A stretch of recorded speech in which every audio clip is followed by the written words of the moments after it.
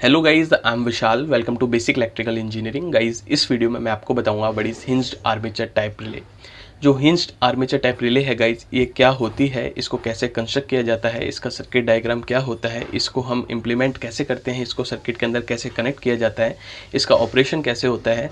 और गाइज सबसे इंपॉर्टेंट, जब भी हम हिंज्ड आर्मेचर टाइप रिले को यूज़ करते हैं तो इसके अंदर एक वाइब्रेशन प्रोड्यूस होती है। तो इसका भी मैं रीज़न दूंगा किस वजह से गाइज ये वाइब्रेशन प्रोड्यूस हो रही है और कैसे हम इस वाइब्रेशन को रिड्यूस कर सकते हैं। जो नॉइज़ प्रोड्यूस हो रही है हमारी हिंज्ड आर्मेचर टाइप रिले में, कैसे हम इसको जो है अवॉइड कर सकते हैं, कैसे हिंज्ड आर्मेचर टाइप रिले को हम मॉडिफाइड आर्मेचर टाइप रिले में जो है कन्वर्ट कर सकते हैं। कंप्लीट डिटेल में गाइज इस वीडियो में मैं आज आपको ये चीज़ क्लियर कर दूंगा। अब गाइज जो हमारी इलेक्ट्रोमैकेनिकल रिले होती हैं वो टू टाइप्स की क्लासीफाई की जाती हैं। One is attractive armature type relay and other is induction relay.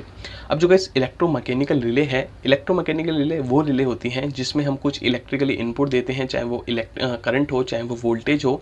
उस करंट या वोल्टेज की वजह से उसके अंदर कुछ मैकेनिकल वर्क हुआ जिसकी वजह से वो रिले ने ऑपरेट किया, वो रिले ट्रिप हुई। तो ऐसी रिले जिसके अंदर हम कुछ इलेक्ट्रिकल इनपुट दें और वो मैकेनिकल वर्क करे और वो जो मैकेनिकल वर्क है उसके थ्रू वो ऑपरेट भी हो, उस रिले को कहते हैं गाइज हम इलेक्ट्रोमैकेनिकल रिले। अब जो इलेक्ट्रोमैकेनिकल रिले है ये फर्दर टू टाइप्स की क्लासीफाई की गई है। अब जो guys hinged armature type relay है जो हम इस वीडियो में डिस्कस कर रहे हैं वो है इसका part. Attractive armature type relay का पार्ट होता है हमारा हिंज्ड आर्मेचर टाइप रिले। अब जो अट्रैक्टिव आर्मेचर टाइप रिले है फर्दर डिफरेंट टाइप्स की क्लासीफाई की जाती है। प्लंजर टाइप रिले में आने वाली वीडियोस में सबको कवर करूंगा। तो गाइस हिंज टाइप रिले की अगर मैं कंस्ट्रक्शन दिखाऊं तो कुछ इस टाइप्स की आपकी हिंज आर्मेचर टाइप रिले होती है। ये इसकी कॉइल है, ये इसका आर्मेचर है, ये इसका ट्रिपिंग सर्किट है। अभी आपको सब चीज़ क्लियर होने वाली है। अब जो guys hinged armature type relay होती है, सबसे पहला पॉइंट है ये आपका एसी और डीसी दोनों के लिए मिलती है। ये इसका एक एडवांटेज भी हो सकता है कि जो हमारी हिंज्ड आर्मेचर टाइप रिले है हम इसे एसी पर भी ऑपरेट करा सकते हैं, इसे डीसी पर भी ऑपरेट करा सकते हैं। अब जो guys hinged armature type relay है, जैसे कि इसके नेम में भी आर्मेचर आ रहा है, तो ये ऑपरेट की जाएगी with the help of this armature. हम कुछ इलेक्ट्रिकल इनपुट देंगे इस कॉइल में। इस कॉइल में जैसे इलेक्ट्रिकल इनपुट जाएगा ये कॉइल एनर्जाइज होगी, इसके अंदर एक मैग्नेटिक फील्ड प्रोड्यूस होगी। जैसे ही ये एनर्जाइज होगी ये आर्मेचर इस साइड आ जाएगा, ये इसके साथ कांटेक्ट बना लेगा। जैसे ही इसके साथ कांटेक्ट बनाएगा ये पार्ट ऊपर चले जाएगा, ये इसके साथ कांटेक्ट बना लेगा और ये आगे सिग्नल दे देगा हमारे ट्रिपिंग सर्किट को। अभी मैं जब इसकी वर्किंग बताऊंगा आपको गाइस 100% ये पॉइंट क्लियर होगा। तो ये थी गाइज हमारा कंस्ट्रक्शन, इसकी आर्मेचर टाइप रिले जो है वो कैसे कंस्ट्रक्ट की जाती है।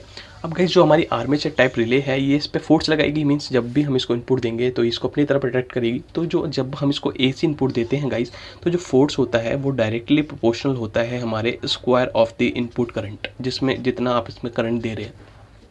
इसको मैं फर्दर सॉल्व करूं तो F is equals to guys कितना हो जाएगा, ये जो है आपका प्रोपोर्शनलिटी साइन के कांस्टेंट हो जाएगा I naught sine of omega T. ठीक है गाइस, अगर मैं इसको फर्दर 2 से मल्टीप्लाई और 2 से डिवाइड कर दूं तो ये हो जाएगा गाइस आपका I naught sine of omega T का होल स्क्वायर। ये भी गाइस होल स्क्वायर था क्योंकि I जो था आपका स्क्वायर था। अब इसको मैं फर्दर सॉल्व करूंगा गाइस, ट्रिगो की आइडेंटिटी लगाऊंगा, बहुत सिंपल है। I not square sine of omega T का होल स्क्वायर। ये इस 2 को गाइज मैं इधर मल्टीप्लाई कर दूंगा तो ये 2 साइन स्क्वायर ओमेगा टी की आइडेंटिटी जो है वो बन जाएगी। तो इसको मैं फर्दर सॉल्व करूंगा 1 minus cos of 2 omega T. So guys अभी आप बोर हो रहे होंगे लेकिन अभी आपको ये कॉन्सेप्ट क्लियर होने वाला है। तो ये हो जाएगा guys k/2 cos of 2 omega T. ठीक है गाइस, अब मैं बात करता हूँ गाइस इसके अंदर जो वाइब्रेशन प्रोड्यूस हो रही है वो किस वजह से वाइब्रेशन प्रोड्यूस होती है। जो आर्मेचर है ये वाइब्रेट क्यों करता है, क्यों ये नॉइस क्रिएट करता है। तो गाइस हमने देखा जब भी हम इसे एसी करंट दे रहे हैं तो हमारे पास 2 क्वांटिटी आ रही हैं। अब एक क्वांटिटी में गाइस हमने ये देखा कि जो हमारी एक जो है वो कॉन्स्टेंट है, मीन्स जो हम करंट दे रहे हैं वो तो कॉन्स्टेंट है, बट एक टाइम वेरिएंट आ रही है। एक जो है टाइम डिपेंडेंट जो है हमारी क्वांटिटी आ रही है, ये वाला पार्ट हमारा टाइम डिपेंडेंट है जब हम इसको फर्दर सॉल्व कर रहे हैं, क्योंकि इसमें गाइस ओमेगा टी की वैल्यू आ रही है, इसमें ओमेगा टी नहीं आ रहा। और ये जो ओमेगा है ये 2 टाइम्स है अप्लाइड फ्रीक्वेंसी के। आप देख रहे हो हमने इसे सॉल्व करा फर्दर तो यहाँ पे 2 ओमेगा आ गया। तो जो हमारी अप्लाइड फ्रीक्वेंसी ओमेगा थी, अब जो हमने जो इसके अंदर फ्रीक्वेंसी प्रोड्यूस हो रही है वो 2 ओमेगा हो रही है, डबल हो रही है गाइस अप्लाइड फ्रीक्वेंसी के, जिसकी वजह से जो आपका जो वाइब्रेशन है वो भी डबल आ रही है। जो एक वाइब्रेशन आनी चाहिए थी, जो हम करंट इनपुट दे रहे हैं एसी, उसमें गाइस 2 वाइब्रेशन आ रही हैं, जो डबल स्पीड से जो है आपकी जो वाइब्रेशन है वो हो रही है, जिसकी वजह से एक नॉइस क्रिएट हो रही है। अब इसको कैसे रिड्यूस करते हैं गाइस, ये इस कॉन्सेप्ट को भी क्लियर कर लीजिए। अब गाइस जो हमारी वाइब्रेशन है ये तो आप क्लियर हो गया कि वाइब्रेशन कैसे प्रोड्यूस हो रही है। अब इसको हम कैसे रिड्यूस करते हैं। तो गाइस ये जो हमारी कॉइल है, ये जो हमारा कॉइल है, मैं आपको इधर बना के दिखा देता हूँ। इस कॉइल को गाइस हम 3 पार्ट में स्प्लिट कर देते हैं। एक पार्ट हो गया गाइस ये, और सेकंड पार्ट हो गया गाइस ये, और थर्ड पार्ट हो गया गाइस ये। अब जब हम इस कॉइल को 3 पार्ट्स में स्प्लिट कर देते हैं तो गाइस क्या होता है कि लास्ट वाले पार्ट के पास लगा देते हैं हम अपना कैपेसिटर, फर्स्ट वाले पार्ट को, और जो हमारा ये वाला पार्ट है गाइस, इसका ये वाला पार्ट, इसके थ्रू लगा देते हैं हम एक रेजिस्टेंस, और इस वाले पार्ट को कॉमन करने के बाद गाइस यहाँ पर लगा देते हैं एक वेरिएबल ट्रांसफार्मर। सो गाइस जब भी हम RLC जो कंस्ट्रक्शन वाला सर्किट है हम अपनी कॉइल को दे देते हैं, उस कंडीशन में जो आपका 2 ओमेगा वाला पार्ट था वो रिड्यूस हो जाता है, वो ख़त्म हो जाता है, जिसकी वजह से जो आपकी वाइब्रेशन थी वो कम हो जाती है, और जिसकी वजह से जो नॉइस है वो भी आपकी कम हो जाती है। तो गाइस ये है इसका आंसर। अगर आपसे कोई पूछता है कि हिंज्ड आर्मेचर टाइप रिले में जो वाइब्रेशन है उसे हम कैसे रिड्यूस करते हैं, तो with the help of RLC circuit कह सकते हो आप, हम जो है अपनी वाइब्रेशंस को रिड्यूस कर देते हैं। उसकी जो कॉइल है उसमें हम RLC सर्किट को कनेक्ट कर देते हैं, जिसकी वजह से जो वाइब्रेशन है वो ख़त्म हो जाती है। अब इस बात कर लेते हैं कि कैसे कोई रिले हमारी ऑपरेट की जाती है। इस रिले को हमने ये तो समझ लिया कि रिले क्या होती है, कैसे काम कर रही है, और गाइस कैसे इसकी कंस्ट्रक्शन हो रही है, बट इसका हमने मेन कॉन्सेप्ट अभी नहीं पढ़ा कि इसको हम ऑपरेट कैसे कराते हैं, कैसे हम इसको यूज़ में लेते हैं। तो गाइस आप इस फिगर पर अब आ जाइए। वेरी सिंपल वे में गाइस मैं आपको ये जो है कॉन्सेप्ट क्लियर करूँगा। अब गाइस कंसिडर करिए कि आपके पास ये 220 kV की लाइन है, आप चाहे कितने भी kV की कंसिडर कर लीजिए, 220 kV की मैंने एक कंसिडर करा है। ये लाइन यहाँ से आ रही है गाइस, ये लाइन ऐसे करके जा रही है, यहाँ पर हमने कुछ इक्विपमेंट लगा रखे हैं, वो रनिंग कंडीशन में है।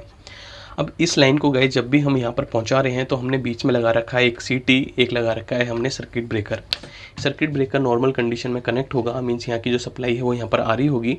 जो CT होता है गाइस ये क्या करता है, इनपुट में तो हाई करंट आ रहा है, आउटपुट में 5 एम्पियर में जो है ये इसको स्टेप डाउन कर देता है। CT का गाइस काम ही ये होता है कि स्टेप डाउन करना करंट को। अभी जो 5 एम्पियर का करंट है हमने जो हमारी कॉइल थी, ये वाली कॉइल इसमें दे दिया। ठीक है गाइस, हमारी रिले, ये हमारी एक रिले है, इस रिले को मैंने यहाँ पर लगा दिया। अब ये जो हमारा 5 एम्पियर का करंट था इस कॉइल के अंदर आ गया, और गाइस इस 5 एम्पियर करंट की वजह से कॉइल के अंदर कुछ तो मैग्नेटिक फील्ड इंड्यूस हो रही होगी, क्योंकि हमने सर्किट तो कंप्लीट कर ही दिया, बट इतनी मैग्नेटिक फील्ड इंड्यूस नहीं हो रही कि ये इसको अपनी तरफ अट्रैक्ट कर ले। ठीक है गाइस, तो यहाँ से भी अभी हमारा सर्किट ये ओपन रहेगा। ये वाला सर्किट आप कंसिडर कर सकते हो, ये ओपन है, यहाँ पर ये अभी कोई भी कॉन्टैक्ट नहीं बना रखे, तो ये चीज़ ओपन है। यहाँ पर हमने लगा रखा है एक ट्रिपिंग सर्किट, जो आपको ये दिख रहा है ट्रिपिंग सर्किट। यहाँ पे है हमारा CB सर्किट ब्रेकर। अब गाइस क्या हुआ, हमने कंसिडर करा इस कंडीशन पर एक फॉल्ट हो गया।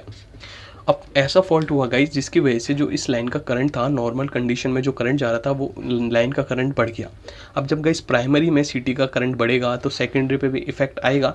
फॉर एग्जांपल सेकेंडरी में 5.5 एम्पियर था, अब ये 5.1 एम्पियर हो गया या 5.5 एम्पियर हो गया, जितना भी आप कंसिडर करें 6 एम्पियर हो गया।